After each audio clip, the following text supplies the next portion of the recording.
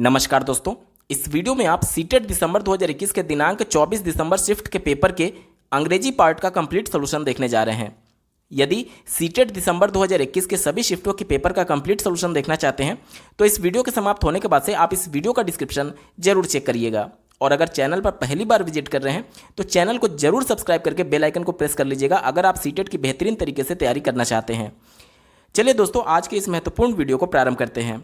पहला प्रश्न जो पूछा गया था दिए गए पैराग्राफ पर आधारित पूछा गया था, तो चलिए जल्दी से पैराग्राफ को पढ़ लेते हैं। दिया गया है, food is among the humanities greatest Joy, यानी कि भोजन मानवता की सबसे बड़ी खुशियों में से एक है।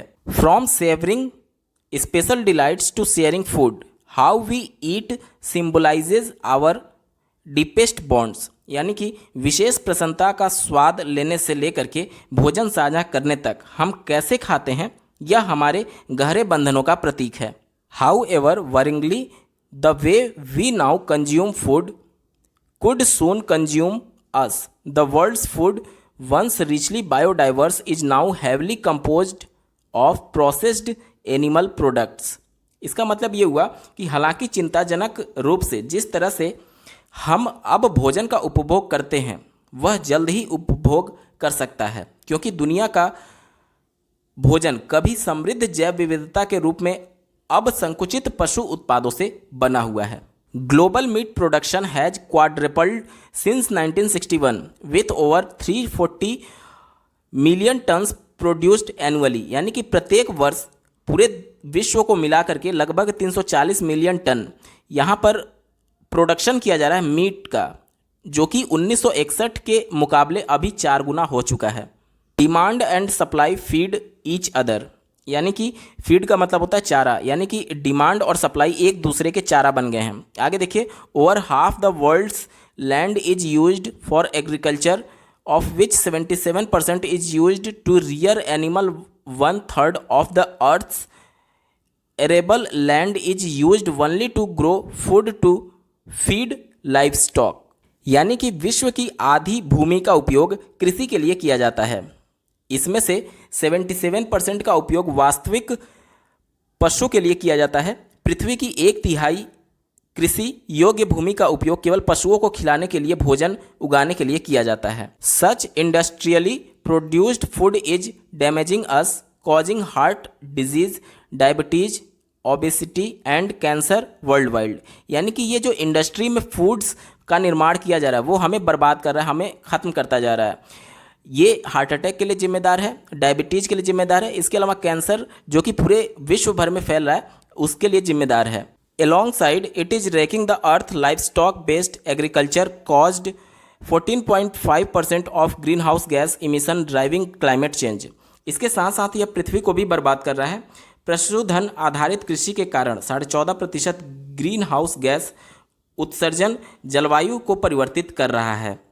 Animal based food production demands deforestation, 71% of amazingly biodiverse Amazon rainforest has been destroyed to house animal ranches and grow livestock feed while chemical fertilisers are damaging the water and soil, यानी कि ये कहा जा रहा है कि animal base जो food production है वो ज़्यादा से ज़्यादा यहाँ पर डिफॉरेस्टेशन की बात की जा रही है, यानी कि वनों की कटाई की बात की जा रही है। अमेजिंगली यानी आश्चर्य रूप से 71% वनों की कटाई की जा चुकी है, जो कि बायोडाइवर्स को भी पूरी तरीके से प्रभावित करता है। यानी कि इसका पूरा अर्थ ये हो जाएगा कि वनों की कटाई के लिए पशु आधारित खाद्य उत्पादन की मांग आश्चर्यजनक रूप से जैव विविधता वाले अमेजन वर्षा वनों का 71% जानवरों के खेतों को नष्ट कर दिया गया है, और पशुधन चारा उगाने के लिए रासायनिक उर्वरक जो यूज किए जाते हैं वो पानी और मिट्टी को यहाँ पर बर्बाद कर रहा है, डैमेज कर रहा है। As the earth is degraded, यानी कि जैसे जैसे पृथ्वी का क्षरण होता जा रहा है, it will lose its ability to produce the crops needed to feed us, यानी कि यह हमें खिलाने के लिए आवश्यक फसलों का जो उत्पादन करने की क्षमता है वो खो देगी। Our unthinking consumption is a threat to us now and leading to a future of deprivation, यानी कि हमारा अविवेकपूर्ण जो कंजम्पशन है, जिस प्रकार से हम लोग यूज करते जा रहे हैं, वह हमारे लिए एक खतरा बन गया है और भविष्य के पतन की ओर हमें लेकर के जा रहा है। Clearly what harms nature harms us, यानी कि जो नेचर को हार्म पहुंच रहा है वो हमें, नेचर उल्टा हमें हार्म पहुंचा रही है। And scientists have thus formulated the planetary health diet an endeavor which unites the well-being of the world and individuals' health in something as simple as our daily bread। यानी कि स्पष्ट रूप से प्रकृति को क्या नुकसान पहुंचाता है। हमें वैज्ञानिकों ने इस प्रकार ग्रह स्वास्थ्य आहार और प्रयास तैयार किया है जो शब्द और व्यक्तियों के स्वास्थ्य को हमारी दैनिक रोटी के रूप में सरल रूप से जोड़ता है। The diet only requires lowering animal based dietary options, यानी कि आहार में केवल पशु संबंधित जो आहार हैं उन विकल्पों को कम करने की आवश्यकता होती है। A large scale shift to this could mean vast tracts worldwide reducing emission and toxins, यानी कि इसमें बड़े पैमाने पर बदलाव का मतलब हो सकता है फास्ट ट्रैक दुनिया भर में उत्सर्जन और विषाक्त पदार्थों को कम किया जाए। Importantly such a diet could lead to 12 million premature losses of life averted annually. The difference that would make to us and our families is immeasurable, यानी कि महत्वपूर्ण रूप से इस तरह के आहार से हम साल भर में 12 मिलियन समय से पहले जीवन का नुकसान हो सकता है। मतलब 12 मिलियन लोग समय से पहले अपनी ज़िंदगी खो सकते हैं। जो अंतर हमारे और हमारे परिवार के लिए होगा वह अथाह है। The planetary health diet is compelling idea and must be embraced by all, यानी कि प्लेनेटरी हेल्थ डाइट की बात की जा रही है यहाँ पर। ग्रहीय स्वास्थ्य आहार एक सम्मोहक विचार है और इसे सभी को अपनाना चाहिए। अब चलिए इस पर आधारित प्रश्नों को देख लेते हैं। पहला प्रश्न पूछा गया था, select the option that mentions correctly the harmful effects of processed animal based food, यानी कि एनिमल बेस्ड जो प्रोसेस्ड फूड थे उनके क्या हानिकारक प्रभाव हैं, पैराग्राफ के अनुसार कौन सा सत्य आपसे पूछा जा रहा है। ठीक है, तो यहाँ पर देखिए पहला दिया गया है कॉजेज मेनी सेवर डिजीज, कई बीमारियों के लिए ये एक तरीके से उत्तरदायी होता है, तो ये बिल्कुल सही है, विकल्प में दिया गया था। दूसरा देखिए इज वेरी एक्सपेंसिव, महंगे या फिर सस्ते की बात नहीं की गई थी, ये गलत हो गया। तीसरा देखिए रिड्यूस लैंड्स फर्टिलिटी, यानी जमीन की जो उर्वरता है उसको कम करता है। ठीक है, रिड्यूस यानी कम करता है, ये भी मेंशन किया गया था, आपका विकल्प सही है। चौथा देखिए रिक्वायर्स डिफॉरेस्टेशन, डिफॉरेस्टेशन का मतलब कि वनों की कटाई से संबंधित है, तो ये भी पैराग्राफ में मेंशन किया गया था, यानी ए सी डी बिल्कुल सही हो जाएगा। ऑप्शन नंबर 3 देखिए ओनली ए सी डी आर ट्रू, इसका सही उत्तर हो जाएगा। अगला प्रश्न पूछा गया था what has lead to huge deforestation in Amazon, यानी अमेजॉन जो एक जंगल है उसमें बहुत ज़्यादा वनों की कटाई करने का प्रमुख कारण क्या है आपसे पूछा जा रहा है। तो यहाँ पर देखिए ऑप्शन नंबर 4 इसका सही जवाब होगा, huge demand of feed for live stock, यानी कि जीवन के लिए बहुत ज़्यादा यहाँ पर भोजन की आवश्यकता है, इस वजह से वहां पर वनों की कटाई की जा रही है। ऑप्शन 4 सही उत्तर हो जाएगा पैराग्राफ के अनुसार। अगला प्रश्न पूछा गया था choose the correct option to fill in the blank, यहां पर आपको भरना है और दिया गया है has have caused huge damage to our water and soil, यानी कि जल और मृदा को किससे सबसे ज़्यादा नुकसान पहुंचा है। तो पैराग्राफ के अनुसार जो एक्सेसिव यूज ऑफ फर्टिलाइजर्स है, यानी कि जो उर्वरक हैं उनका अधिकता में प्रयोग इस वजह से नुकसान पहुंचा है। ऑप्शन 2 इसका बिल्कुल सही जवाब हो जाएगा। अगला प्रश्न पूछा गया था select the option which is not supported by the evidence in the passage. पहला दिया गया है planetary health diet will lower consumption of animal based food. दूसरा देखिए it will reduce emission and toxins. चौथा देखिए it will save feed for the life stock. पहला, दूसरा और चौथे का जिक्र किया गया है पैराग्राफ में, लेकिन तीसरे की अगर बात करें तो यहाँ पर देखिए it will give a fillip to vegetarianism, तो ये कहीं भी पैराग्राफ में मेंशन नहीं किया गया था, नॉट वाला आपसे पूछा गया, तो ऑप्शन नंबर 3 सही जवाब होगा। अगला प्रश्न पूछा गया था which of the following words is similar in meaning to the word rear. Rear एक शब्द यहाँ पर दिया गया है जिसका अर्थ होता है पिछला, या फिर एक और इसका मीनिंग होता है उठाना, और इसी से मिलता जुलता आपसे पूछा जा रहा है। तो देखिए ऑप्शन नंबर 3 रेज, इसका भी मतलब होता है उठाना, तो रियर और रेज यहाँ पर सिमिलर मीनिंग में यूज किए गए हैं। ऑप्शन 3 इसका बिल्कुल सही जवाब हो जाएगा। अगला प्रश्न पूछा गया था which of the following words is opposite in meaning to the word racking as used in the passage. Racking का मतलब होता है नष्ट होना, ठीक है, तो इसका अपोजिट क्या हो जाएगा, दिए गए ऑप्शन में देखिए सेव हो जाएगा, सेविंग यानी कि बचाना, तो ऑप्शन 1 सही जवाब है। अगला प्रश्न पूछा गया था which part of speech is the underlined word in the given sentence. यहाँ पर वाक्य दिया गया और इसमें जो अंडरलाइन शब्द है इसका पार्ट्स ऑफ स्पीच क्या है आपसे पूछा जा रहा है। दिया गया है द वे वी कंज्यूम, मतलब जिस प्रकार से हम लोग उपभोग कर रहे हैं किसका, भोजन का। नाउ, अब जिस प्रकार से हम लोग इस भोजन का उपभोग कर रहे हैं, कुड सून कंज्यूम अस, मतलब कि बहुत जल्द हमें कंज्यूम किया जा सकता है। तो देखिए बहुत जल्द कंज्यूम, ये सून कितना है, सून किसका यहाँ पर विशेषता बता रहा है, बहुत जल्द कंज्यूम किया जा सकता है। कंज्यूम का, कंज्यूम क्या होता है, वर्ब है। उपभोग करना वर्ब है, उपभोग करना क्या है, वर्ब है। और जो शब्द वर्ब का विशेषता बताता है उसे क्या बोलते हैं, एडवर्ब बोलते हैं। तो सून क्या हो जाएगा, एडवर्ब हो जाएगा। ऑप्शन नंबर 2 सही जवाब है। अगला प्रश्न पूछा गया था, which part of the following sentence contains an error. यहाँ पर देखिए दिया गया है neither of the guilty employees were punished by the management. यहाँ पर देखिए इस वाले पार्ट में गड़बड़ है, वर पनिश्ड वाले में, ठीक है। तो ऑप्शन नंबर बी ये है। तो बी किस में दिया गया, तीसरे में दिया गया। तो ऑप्शन नंबर 3 सही जवाब हो जाएगा। दोस्तों आगे के प्रश्न दिए गए पैराग्राफ पर बेस्ड पूछा गया था, तो चलिए जल्दी से पैराग्राफ को पढ़ लेते हैं।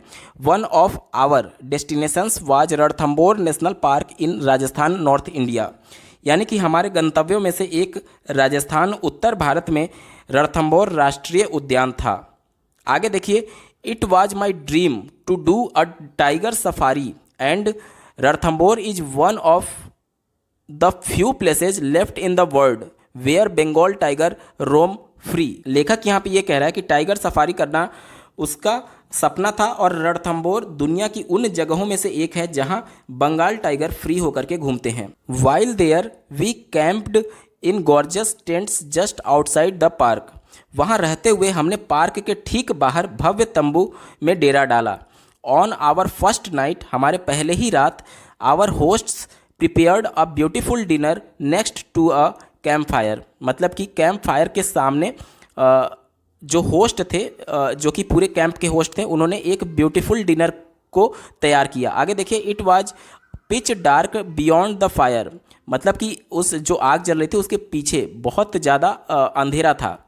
After dinner I was tired and decided to walk back along dark path to our tents using my iPhone which barely lit up the path a few feet beyond me।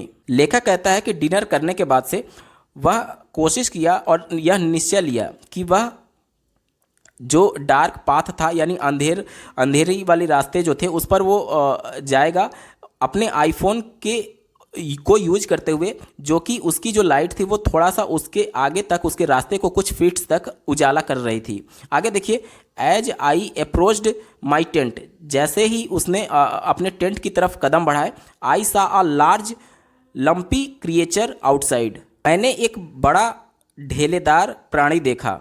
I could not see anything else, मैं कुछ और नहीं देख सका। So I thought it was a cow, तो मुझे लगा कि ये एक गाय हो सकती है। और one of the deer from the park, और पार्क में से कोई एक भालू हो सकता है। I was almost upon it when it started and bolted away. I could not see what it was, मैं नहीं देख सका कि ये क्या था। But it did not matter, लेकिन ये विषय नहीं था। As I was tired and only wanted to go to the bed, क्योंकि जो लेखक है वो कह रहा है कि मैं बस यही चाह रहा था कि मैं कैसे भी करके अपने बेड पर यानी बिस्तर पर चला जाऊं।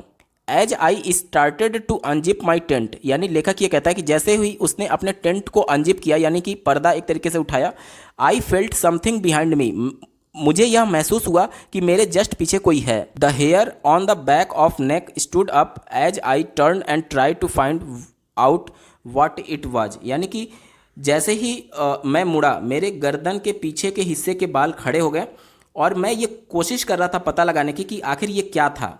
Sensing movement above me and casting my iPhone flashlight upwards, there to my horror was a Bengal tiger staring down at me, मेरे ऊपर की हलचल को भांपते हुए और मेरे आईफोन के टार्च को ऊपर की ओर मेरे भय के लिए एक तरीके से एक बंगाल टाइगर मुझे घूर रहा था। इस प्रकार का ये सेंस है। आई स्क्रीम्ड फॉर हेल्प, मतलब मैं मदद के लिए चिल्लाया, बट नो बडी केम, लेकिन कोई नहीं आया।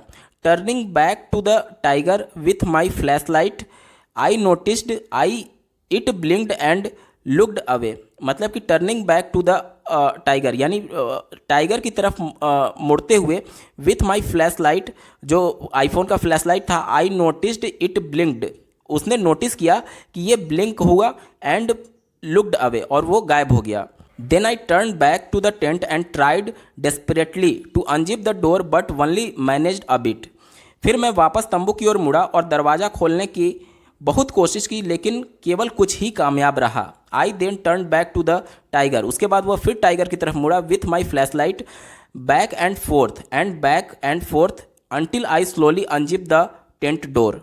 Each time I pointed my flashlight at the tiger, it blinked and looked away but did not move. Eventually, I realized that I was blinding it each time with my flashlight and knew I had a chance to survive. Finally, the tent door was fully open and I jumped inside. यानी कि जो flashlight थी उसकी वजह से वो एक तरीके से ब्लाइंड हो गया था जो टाइगर था, और इस वजह से वो finally the tent door open हो गया और वह अपने टेंट के अंदर कूद गया। ठीक है, तो चलिए अब इस पर आधारित प्रश्नों को देख लेते हैं। अगला प्रश्न पूछा गया था, the author decided to visit Ranthambore National Park, मतलब कि राइटर रणथंबोर नेशनल पार्क क्यों जाना चाहता था। तो यहाँ पर देख लीजिए option number 2, to fulfil his desire to do a tiger safari, option number 2 इसका बिल्कुल सही जवाब है। अगला प्रश्न पूछा गया था, what was the author's immediate reaction, यानी कि जो लेखक है उसका तुरंत रिएक्शन क्या था जब उसने अपने जस्ट पीछे एक टाइगर को देखा था। तो सबसे पहले वो हेल्प के लिए चिल्लाया था, he shouted for help, option 4 सही उत्तर होगा। अगला प्रश्न पूछा गया था, the guests were served their dinner, यानी कि उनका डिनर कहाँ पर लगाया गया था। तो उनका डिनर कैंप फायर के नज़दीक लगाया गया था, option number 1 near a camp fire, option 1 सही जवाब होगा। अगला प्रश्न पूछा गया था, the tiger did not pounce upon the Arthur because the iPhone flash light blinded it, मतलब कि उसकी आंखों में वो चुभ रहा था, चकमका रहा था, जिसकी वजह से वो एक ब्लाइंड की तरफ हो गया और वो उस पर हमला नहीं कर पाया, मतलब जो टाइगर था वो आर्थर पर हमला नहीं कर पाया। अगला प्रश्न पूछा गया था, which word is the most opposite मतलब कि विलोम आपसे पूछा जा रहा है, in the meaning of the word gorgeous.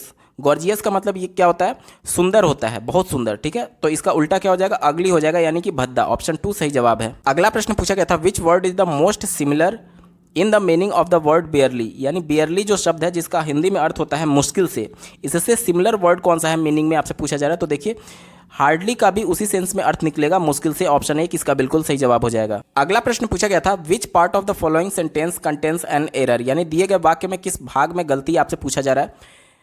Sentence दिया गया, both Raghu as well Raminder should be rewarded for their brave act. यहाँ पर देखिए रघु एज वेल एज होना चाहिए था, केवल एज वेल लिखा गया है, इस वजह से बी पार्ट में गलती है। दिए गए ऑप्शन में देखिए चौथे विकल्प में बी ऑप्शन दिया गया, तो चौथा विकल्प यहाँ पर सही उत्तर हो जाएगा, इसी में गलती है। अगला प्रश्न पूछा गया था, according to dash human beings are born with language acquisition device which helps them to learn a language, यानी कि किस मनोवैज्ञानिक के अनुसार मनुष्य जब जन्म लेते हैं तो वह लैंग्वेज एक्विजिशन डिवाइस के साथ जन्म लेते हैं जो कि उनको किसी भाषा को सीखने में मदद करती है। तो ये नॉम चॉम्स्की के द्वारा ये कहा गया था, तो ऑप्शन नंबर 3 चॉम्स्की इसका बिल्कुल सटीक उत्तर होगा। अगला प्रश्न पूछा गया था, which of the following term is not related to Vygotsky social culture theory, यानी कि सामाजिक सांस्कृतिक सिद्धांत जो कि वाइगोत्स्की के द्वारा दिया गया था, उसके सिद्धांत से जुड़ा हुआ कौन सा टर्म नहीं है। ठीक है, देखिए सोशल इंटरेक्शन यानी सामाजिक अंतःक्रिया के बारे में उन्होंने बात किया था, तो ये उत्तर नहीं होगा, क्योंकि जो नहीं होगा वहीं आपका उत्तर होगा। ठीक है, ये तो उन्होंने बात किया था सोशल इंटरेक्शन का, इस वजह से उत्तर नहीं होगा। स्कैफोल्डिंग की भी बात किया था उन्होंने, जिसे पाड़ आप हिंदी में बोलते हैं, तो ये भी उत्तर नहीं होगा।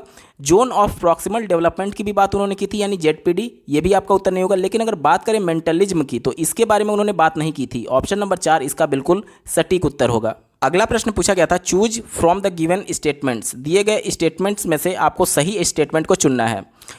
The strategies which best support emergent literacy are, यानी कि जो शुरुआती साक्षरता होती है, आकस्मिक साक्षरता या फिर शुरुआती साक्षरता के सेंस में आया हुआ है, वो दिए गए ऑप्शंस में से कौन सा सपोर्ट करता है।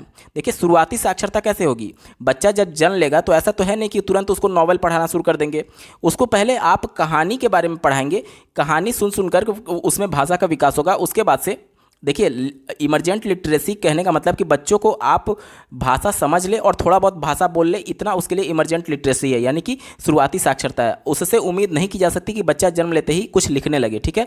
तो केवल वो सुन ले और बोल ले, इतना ही काफ़ी है। तो देखिए, पहला दिया गया पैटर्नल टाक, यानी पैटर्नल का मतलब होता है माता पिता के द्वारा बातचीत करनी चाहिए इन अर्ली ईयर्स, यानी शुरुआती वर्षों में ऑफ लैंग्वेज डेवलपमेंट, यानी बच्चा जब जन्म लेगा तो जब बच्चा थोड़ा बहुत समझदार हो जाएगा, मतलब चीज़ों को समझने लगेगा, तो माता पिता के द्वारा उसको शुरुआती वर्षों में बातचीत करनी चाहिए ताकि उसमें लैंग्वेज डेवलपमेंट हो सके, भाषा का विकास हो सके। ये बिल्कुल पॉजिटिव था, आपका उत्तर होगा।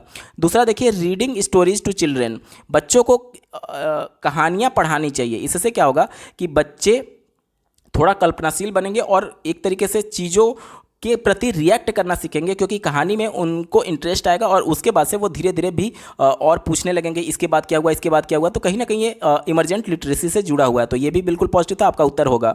तीसरा देखिए, asking to write a letter to a friend, ये इमरजेंट लिटरेसी से नहीं जुड़ा हुआ है, क्योंकि बच्चा जब जन्म लेगा 1-2 साल 3 साल का जब होगा तो उससे ये उम्मीद नहीं की जा सकती कि वो अपने फ्रेंड को एक लेटर लिखे, तो ये इमरजेंट लिटरेसी से नहीं जुड़ा हुआ था, आपका उत्तर नहीं होगा। चौथा देखिए, asking the child to copy the given sentence on page, मतलब कि किसी लिखे गए पैराग्राफ को कॉपी में कॉपी करना, तो ये बिल्कुल ही निगेटिव था, आपका उत्तर नहीं होगा। ए बी वाला ऑप्शन सही है। देखिए, दूसरे विकल्प में दिया गया है ऑप्शन ए बी, इसका बिल्कुल सटीक उत्तर होगा। अगला प्रश्न पूछा गया था, defining new words with in context instead of making the children learn meanings of the words, यानी कि बच्चों को नए शब्द के अर्थ सिखाने के बजाय संदर्भ में नए शब्दों को परिभाषित करना कैसा है। जैसे कि मान लीजिए कोई एक कठिन शब्द आ गया या फिर ऐसा शब्द आ गया जो कि पहले आप नहीं जानते थे, लेकिन अगर किसी पैराग्राफ में आप उस शब्द को देखते हैं तो उस पैराग्राफ का क्या सेंस निकल रहा है, उससे संबंधित आप उस वर्ड का मीनिंग एक अनुमान लगा सकते हैं, यानी कि कहीं ना कहीं वो पैराग्राफ आपको हेल्प कर रहा था। वही बात यहाँ पर कहा जा रहा है कि कॉन्टेक्स्ट, यानी कि कोई कॉन्टेक्स्ट है, किसी संदर्भ के बारे में बात की जा रही है जिसका हेल्प लेकर के आप उस शब्द का एक तरीके से अर्थ निकाल सकते हैं। तो दिए गए विकल्प में देखिए, ये हेल्प करता है, helps in better understanding of the word, ये दूसरा विकल्प इसका बिल्कुल सही जवाब हो जाएगा। अगला प्रश्न पूछा जा रहा है, dash provides us with the cues to read between the lines, यानी कि इनमें से क्या संकेत देता है कि बिल्कुल लाइन के बीच में पढ़ना है। तो देखिए, ये इंटेंसिव रीडिंग, यानी कि गहन पठन जो होता है, गहन पठन, ये एक तरीके से उसको क्यू करेगा, यानी कि संकेत देगा कि लाइन के बीच में ही पढ़ना है। गहन पठन, इसका सही उत्तर हो जाएगा इंटेंसिव रीडिंग। अगला प्रश्न पूछा गया था, in the early years of the language development, यानी कि शुरुआती वर्षों में भाषा विकास के लिए एक टीचर हर class with circle time activity daily where she gives opportunity to each child to speak on particular themes, this is an important strategy for, यानी कि ये बोला जा रहा है कि शुरुआती वर्षों में भाषा कक्षा में एक टीचर जो है वो सर्किल टाइम, जो कि एक्टिविटी का नाम है, वो डेली कराती है, जिसमें वो प्रत्येक बच्चे को अपॉर्चुनिटी देती है किसी थीम पर बोलने के लिए। तो ये बोला जा रहा है कि यह स्ट्रेटजी किसके लिए इंपॉर्टेंट है, तो ये स्ट्रेटजी जो है वो इमरजेंट लिटरेसी के लिए इंपॉर्टेंट है, यानी उद्गामी साक्षरता के लिए। बच्चे किस प्रकार से भाषा को बोलेंगे, लिखेंगे, या फिर ये भाषा की शुरुआती समझ उसमें विकसित करने के लिए ये बहुत इंपॉर्टेंट था, यानी कि इमरजेंट लिटरेसी, कैसे बच्चे अपने आप को एक्सप्रेस करेंगे बोल करके, या फिर एक तरीके से किस प्रकार से दूसरे की भाषा को एक्सेप्ट करते हैं, ये सभी चीज़ें इमरजेंट लिटरेसी के अंतर्गत आती है। यानी शुरुआती वर्षों में जब बच्चा बिल्कुल ब्लैंक है, उस समय शुरुआती स्टेज में किस प्रकार से उसमें भाषा का विकास होगा, इसके लिए ये सभी क्रियाकलाप कराए जा रहे हैं, ठीक है। तो इमरजेंट लिटरेसी इसका बिल्कुल सही उत्तर होगा। अगला प्रश्न पूछा गया है, semantic mapping strategy is effective for. सबसे पहले तो सिमेंटिक मैपिंग क्या होता है इसको समझिए। तो आप लोग देखते होंगे कि एक साइड में एक कॉलम है, दूसरे साइड में दूसरा कॉलम होता है, और एक शब्द लिखा रहता है अंग्रेजी में और दूसरे तरफ उसका हिंदी में अर्थ लिखा रहता है, जिसको हमें मिलान करना होता है। तो यही सिमेंटिक मैपिंग होता है, ठीक है। तो ये किसके लिए इंपॉर्टेंट है, किस में इफेक्टिव है, तो ये बच्चों के वोकैबुलरी समझने में, यानी कि शब्दों के ज्ञान के लिए ये इंपॉर्टेंट है, उसका अर्थ समझने के लिए, एक तरीके से मतलब कि जो उसका शब्द का मीनिंग था वो समझने के लिए वोकैबुलरी डेवलपमेंट में ये इंपॉर्टेंट रोल अदा करेगा। तो पहला विकल्प देखिए, इन्हेंसिंग वोकैबुलरी एमंग लर्नर्स, यानी कि जो शिक्षार्थी हैं उनके बीच वोकैबुलरी को इन्हेंस करने के लिए ये इफेक्टिव अप्रोच होगा। ऑप्शन नंबर 1 इसका बिल्कुल सही उत्तर होगा। अगला प्रश्न पूछा जा रहा है, चाइल्ड लर्न्स लैंग्वेज, यानी कि बच्चे भाषा सीखते हैं थ्रू ट्रायल एंड एरर, यानी प्रयत्न और भूल के माध्यम से। इज एविडेंट, यह प्रमाण है कि किस विचारधारा से ये प्रमाणित होता है? थ्योरेटिकल पर्सपेक्टिव ऑन लैंग्वेज, ठीक है, लैंग्वेज लर्निंग। अब देखिए यहाँ पर अगर बात करें प्रयत्न एवं भूल के सिद्धांत की, तो ये थॉर्नडाइक ने दिया था, और थॉर्नडाइक एक तरीके से बिहेवियरिस्टिक्स से जुड़े हुए थे, यानी व्यवहारवादी वो थे। तो ऑप्शन नंबर 2 व्यवहारवादी, ये इसका बिल्कुल सही उत्तर हो जाएगा। अगला प्रश्न पूछा गया था, choose the correct sequence of the stages of process writing approach, यानी कि लेखन के लिए प्रोसेस राइटिंग अप्रोच क्या हो सकता है, आपसे पूछा जा रहा है, सीक्वेंस पूछा जा रहा है, ठीक है। तो देखिए सबसे पहले ब्रेन स्टॉर्मिंग होता है, यानी कि मानसिक उद्वेलन, तो ये पहला नंबर हो गया। इसके बाद से आउटलाइन किया जाता है, तो ये दूसरे नंबर पे आउटलाइनिंग हो जाएगा। तीसरे नंबर पे ड्राफ्टिंग होता है, तो ये थर्ड नंबर पे ड्राफ्टिंग हो जाएगा। उसके बाद से देखिए चौथे नंबर पे रिवाइजिंग होता है, तो ये 4 हो जाएगा। उसके बाद से 5वें नंबर पर प्रूफ रीडिंग होता है, तो ये 5वां हो जाएगा। और अंतिम में होता है फाइनलाइजिंग, ठीक है। तो 5 तक हो गया था, ये छठा हो जाएगा। यानी हमारा क्रम क्या बना? क्रम देखिए बना है C, उसके बाद से E, उसके बाद से A, फिर D, उसके बाद से B, और अंत में बना है F। यानी कि देखिए CEADBF, CEADBF ऑप्शन नंबर 1 देखिए ये बिल्कुल सटीक उत्तर होगा। अगला प्रश्न पूछा गया था, drilling is the major technique of, drilling का मतलब होता है बार बार अभ्यास करना, तो ये किसका मेजर टेक्निक है? तो ये ग्रामर ट्रांसलेशन मेथड का मेजर टेक्निक है। ऑप्शन नंबर 3 इसका बिल्कुल सही जवाब हो जाएगा।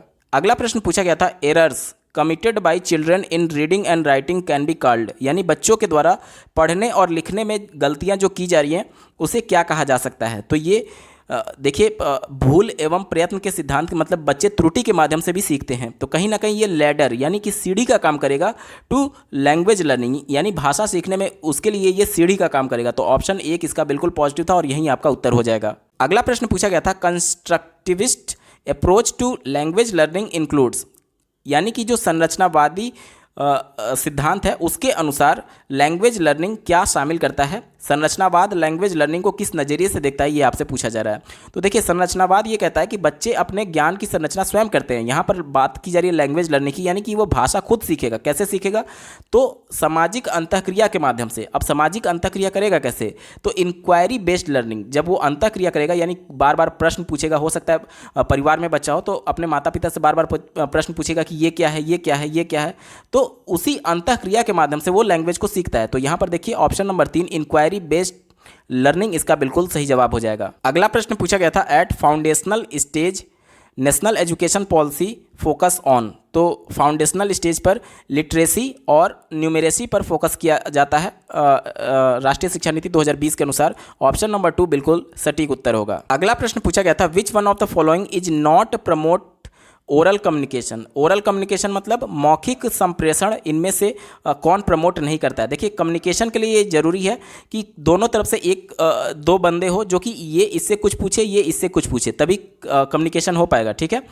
तो यहाँ पर देख लीजिए पहला दिया गया children conversing with each other, एक दूसरे से बातचीत करें, तो जाहिर सी बात है 2 लोग हैं तो कन्वर्सेशन हो रहा है, इस वजह से ये विकल्प नहीं होगा, क्योंकि जो निगेटिव है जिसमें 2 लोगों के द्वारा कम्युनिकेशन ना हो वो आपका उत्तर होगा। दूसरा देखिए शेयरिंग एक्सपीरियंस ऑन टेलीफोन, अगर एक्सपीरियंस शेयर किए जा रहे हैं टेलीफोन पे तो जाहिर सी बात है ये 2 वे कम्युनिकेशन है, मतलब दोनों तरफ से बोला जा रहा होगा।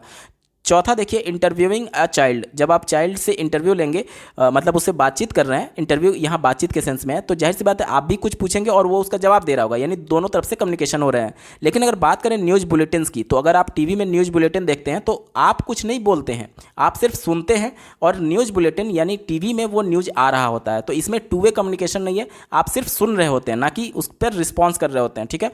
तो तीसरा इसका बिल्कुल सही जवाब हो जाएगा, ये ओरल कम्युनिकेशन को प्रमोट नहीं करेगा। ऑप्शन 3 सही उत्तर है। दोस्तों लोग पेपर के बिल्कुल अंतिम पड़ाव में आ चुके हैं। अभी तक का ये वीडियो आपको कैसा लगा कमेंट के माध्यम से जरूर बताइएगा, क्योंकि आपका एक कमेंट मुझे मोटिवेट करेगा ऐसा ही महत्वपूर्ण वीडियो लाने के संदर्भ में। इस पेपर का अंतिम प्रश्न पूछा गया था, पैसिव वोकैबुलरी आर, यानी कि पैसिव वोकैबुलरी क्या होते हैं? तो ऐसे शब्द जिन शब्दों को हम सुनते और पढ़ते समय प्रयोग करते हैं वहीं पैसिव वोकैबुलरी कहे जाते हैं। तो पहला विकल्प देखिए, words which we use when we listen to them and read them, तो पहला विकल्प इसका बिल्कुल सही उत्तर हो जाएगा। दोस्तों यहाँ पर पूरा पेपर सॉल्व हो चुका है। आपको ये वीडियो कैसा लगा कमेंट के माध्यम से जरूर बताइएगा। साथ ही सीटेट दिसंबर 2021 के सभी शिफ्टों के पेपर का कंप्लीट सोल्यूशन देखने के लिए इस वीडियो का डिस्क्रिप्शन जरूर चेक करिएगा। इस वीडियो को देखने के लिए आपका बहुत बहुत धन्यवाद। भगवान करे आपका दिन शुभ हो।